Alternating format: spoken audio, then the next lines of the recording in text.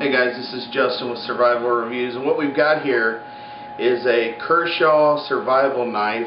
I don't exactly know which model right now, but it's really a perfect example of a great survival knife. Let's talk about the sheath real briefly here.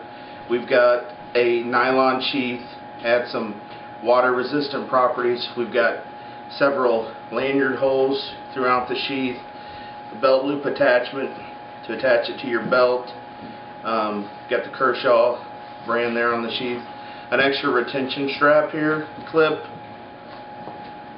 And this is all encased in Velcro. So if I open that up, draw your attention to this, we've got some paracord added to the knife handle.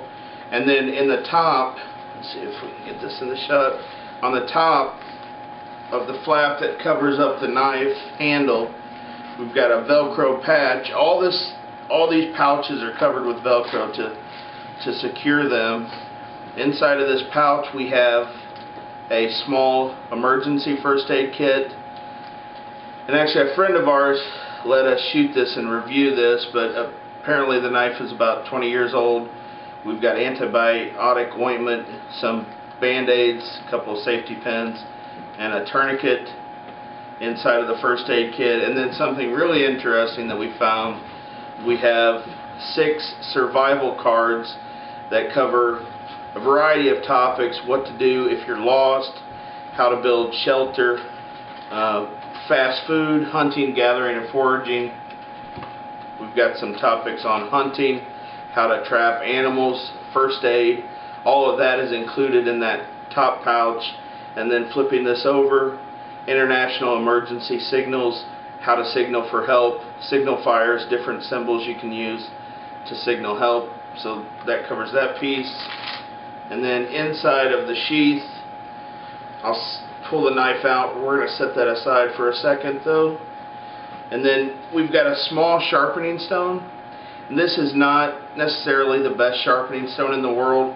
It's got a very fine grit. It's a whetstone, but in the field this would be very, very helpful. You're gonna have easier time giving your blade an edge, retouching the edge with this than you would with a rock that you find out in the wild. And then also inside this patch, or this pouch, is a small compass, and let's see what else this has in it. And just a small compass and some basic compass instructions.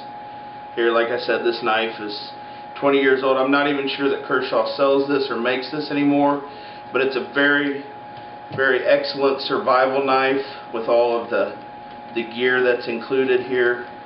I'm going to set these things aside. And now we'll talk about the actual knife itself. The first thing I notice when I hold this knife is it's got a very thick, nice rubber handle. Fits in your hand really nicely. It's got the finger grooves cut out for a secure grip. It's all rubber. It's made out of tin, 1005 steel, stainless steel, manufactured in Japan. It's got a serrated saw blade on the back.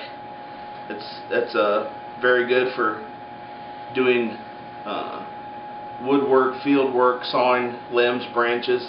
Then the false edge here on the blade is not totally sharpened, but it's fairly sharp, thick, and I would say it's probably 3/8 of an inch maybe thick. The blade maybe about 7 inches long. It's got a nice belly to it, but the knife has good heft. Would definitely be very useful out in the field. And then if we look back at the handle here, still in the frame, we have a screw-off cap. Very heavy-duty knife here. And inside this cap, we've got some additional survival tools. We have some waterproof matches. There's some thread there. We have some monofilament line for fishing line. We have some split shot type sinkers.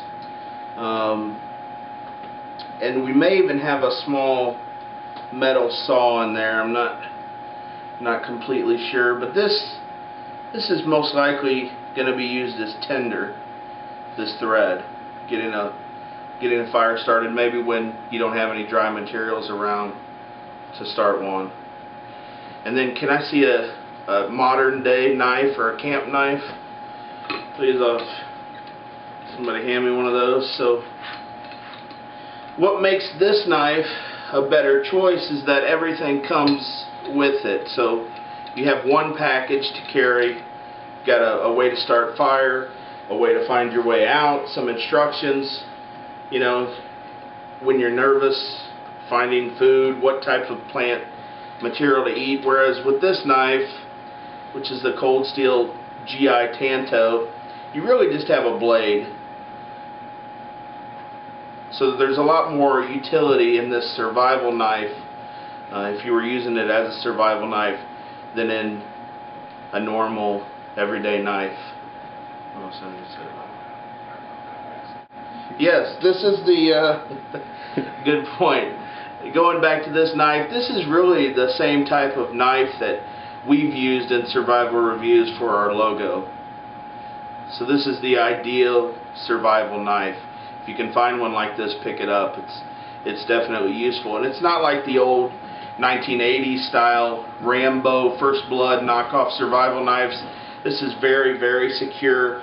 In fact, it looks like it's a hidden tang, a partial full tang.